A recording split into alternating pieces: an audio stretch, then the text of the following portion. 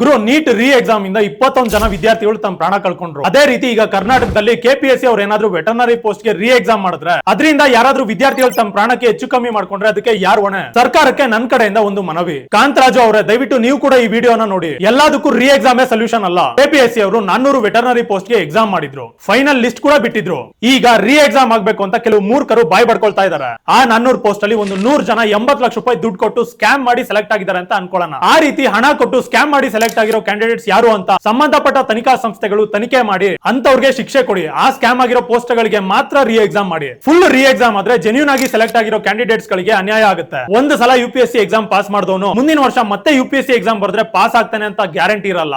Health, mind set, time, ಸ್ವಲ್ಪ luck, ಎಲ್ಲಾ factors ಗಳು ಕೂಡ ಮ್ಯಾಟರ್ ಆಗುತ್ತೆ. ಸುಪ್ರೀಂ ಕೋರ್ಟ್ ಇದನ್ನ ಫಾಲೋ ಮಾಡುತ್ತೆ. 10 ಮಂದಿ ಅಪರಾಧಿಗಳು ತಪ್ಪಿಸಿಕೊಂಡು ಪರವಾಗಿಲ್ಲ, ಆದ್ರೆ ಒಬ್ಬ ನಿರಪರಾಧಿಗೆ ಯಾವುದೇ ಕಾರಣಕ್ಕೂ ಶಿಕ್ಷೆ ಆಗಬಾರ್ದು ಅಂತ. ಆದ್ರೆ ಇಲ್ಲಿ ಅಪರಾಧಿಗಳು ಯಾರು ಅಂತ ನೀವು ಕಂಡಿಡಿರಿ. ಆ ಸ್ಕ್ಯಾಮ್ ಆಗಿರೋ ಪೋಸ್ಟ್ ಗಳಿಗೆ ಮಾತ್ರ ರೀ ಎಕ್ಸಾಮ್ ಮಾಡಿ. ಸರ್ಕಾರಕ್ಕೆ ನಂದೊಂದು ಮನವಿ, ದಯವಿಟ್ಟು ರೀ ಎಕ್ಸಾಮ್ ಮಾಡಬೇಡಿ. ತನಿಖೆ ಮುಗಿಸಿ ಜೆನ್ಯೂನ್ ಆಗಿ ಸೆಲೆಕ್ಟ್ ಆಗಿರೋ ಕ್ಯಾಂಡಿಡೇಟ್ಸ್ ಗೆ ಆದಷ್ಟು ಬೇಗ ಆರ್ಡರ್ ಕಾಪಿ ಕೊಡಿ. ಮುಂದಿನ ದಿನಗಳಲ್ಲಿ ಯಾವುದೇ ಎಕ್ಸಾಮ್ ಸ್ಕ್ಯಾಮ್ ಆಗದೆ ಇರೋ ತರ ನೋಡ್ಕೊಳ್ಳಿ.